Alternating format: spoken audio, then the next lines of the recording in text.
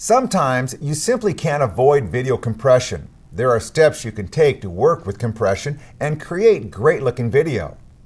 The key is to get the video as close as possible to presentation quality before it's recorded. First, it helps if you can afford to do a little legwork. Scout out your location in advance.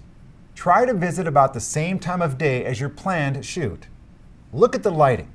Think about how you will set the camera's white balance. For example, consider setting the white balance for a colder, bluer color cast.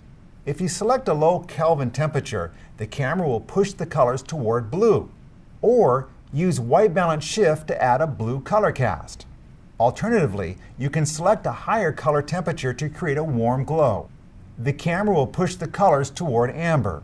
See how this creates a different feeling than the same video shot with a low Kelvin temperature? Test out several white balance settings at your location before determining the right white balance for your video.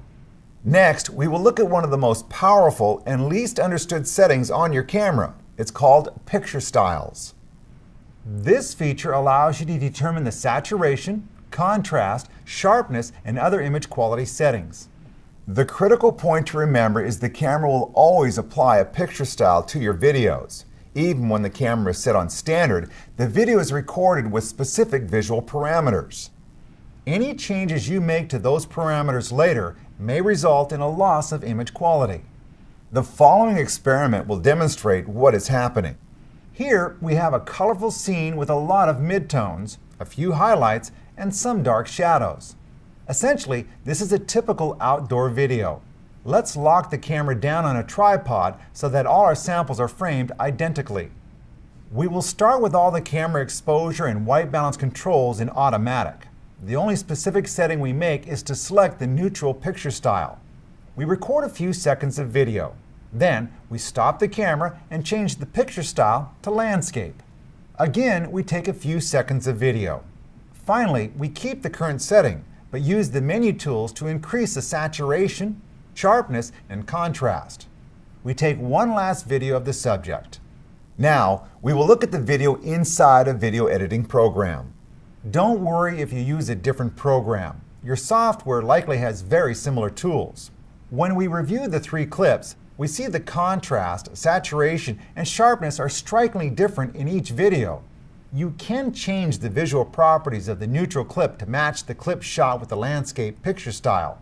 But that may be more work than you want to do. If you get the setting right in the camera, you won't need to color correct later. Now, let's look more closely at the boosted clip. See how grainy it is? We pushed the settings too far. It will be difficult, if not impossible, to fix this clip. By applying the image properties we want in the camera, we can avoid much of the post-processing work. We will be much closer to the end result when we upload the footage from the memory card. Here's what I want you to remember. If you get the picture style, the white balance, or any other exposure setting wrong, you essentially have to undo these settings once you begin to edit the video. These files already have precious little original information.